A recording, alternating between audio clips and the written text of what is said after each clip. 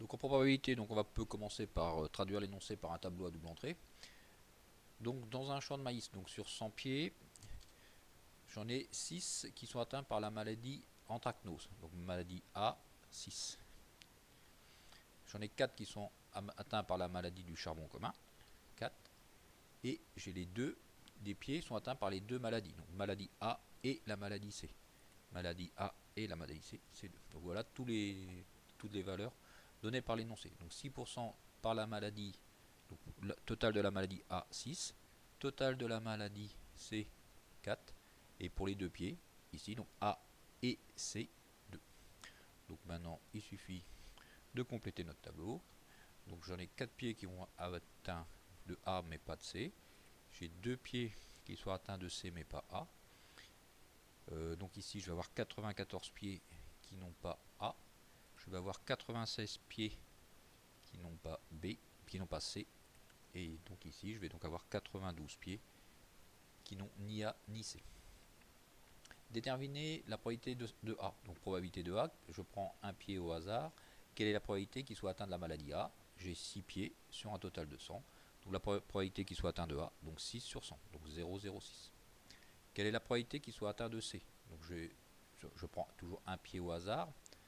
J'ai 4 pieds qui sont atteints de la maladie C sur un total de 100. Donc probabilité de C, 4 sur 100, donc 0,04. Définir par une phrase chacun des événements A inter C. Donc A inter C, c'est l'ensemble des pieds de maïs qui sont atteints de A et de C. Donc c'est l'ensemble des pieds de maïs qui sont atteints de l'anthracnose et la maladie du charbon. A union C, ça va être l'ensemble des pieds de maïs qui sont atteints de A ou de C. Donc ça va être l'ensemble des pieds de maïs qui sont atteints de l'anthracnose ou qui ont la maladie du charbon. Donc l'ensemble des pieds de maïs atteints d'anthracnose, donc ici c'est le symbole E, connecteur E. Quand c'est la réunion, c'est OU. Déterminer la probabilité de A inter C. Probabilité de A inter C, c'est l'ensemble des pieds qui sont atteints de A et de C. J'en ai 2 pieds sur un total de 100. Donc la probabilité de A inter C, ça va être 2 sur 100. Donc probabilité de A inter C, ça va être égal à 2 sur 100, donc 0,02.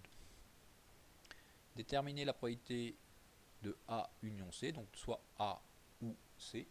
Donc avec la formule qu'on a vue en classe, donc P de A union C, c'est P de A plus P de C moins P de A inter C. Ça va donc être égal.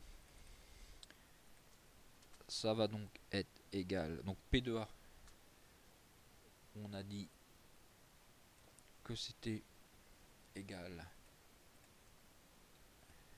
Donc P de A, donc 6 sur 100, donc 0,06, plus P de C, 0,04,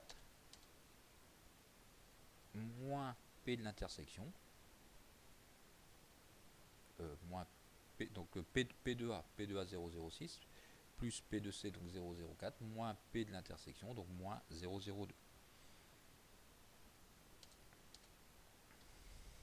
Ce qui va nous faire, donc 0,6 plus 0,4, 0,10, 0,10 moins 0,02, 0,08.